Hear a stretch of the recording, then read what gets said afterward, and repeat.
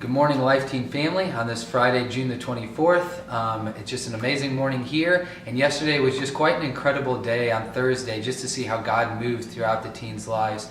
After our morning Lectio Divina, we went out to another organized free time in which teens had the opportunity to split up, to play different games, to do our high ropes climbing course, to go on the low ropes, to do some team building activities. And then after lunch, we dove into another time of lake time in which teens had the opportunity to go out, get on some canoes, swim, do the blob, listen to music, play games. We just had an incredible time together, just growing into community. And that took us into last night's session, which was all about unfinished suffering.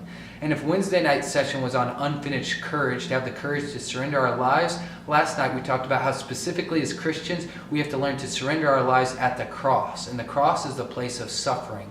And sometimes the world will give us an opposite message of suffering, saying that suffering is literally almost the only evil that the world will recognize, and will embrace almost any other evil just to alleviate suffering. The point of this life is to be comfortable, the world would say. But Pope Benedict says, the world will offer you comfort, but you are not made for comfort. You are made for greatness. And anybody who knows anything about greatness knows that greatness comes through trial. It comes through pain. It comes through struggle. And we know this just from our sports practices as well. When we're committed to something, we go through trial for it. We go through struggle for it. And the same is true for our faith life. And Paul tells us in the book of Colossians that suffering is something that unites us to Christ.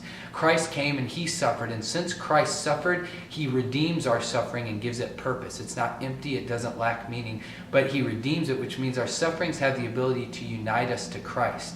And we want our sufferings to unite us to Christ specifically because we want to be a people who have fallen in love with Christ. And you know, when you're in love with somebody, you want to go through what they went through. You want to be united with them, not only in their good times and their joy and in their excitement, but at marriage you make vows to love each other in sickness and in health. Not only the healthy times, but also in the sickness. Not only in the good times, but also in the struggles. Not only in the joys, but also in the trials. And it's the same thing with Christ, as we learned last night what it meant to embrace our sufferings in order to be united with him in our whole life.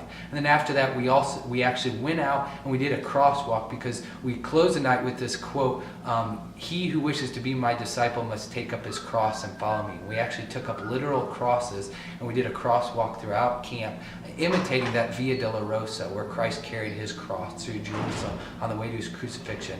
And we did a veneration of the cross, where we had the opportunity to kiss the cross and to kneel before it and pray.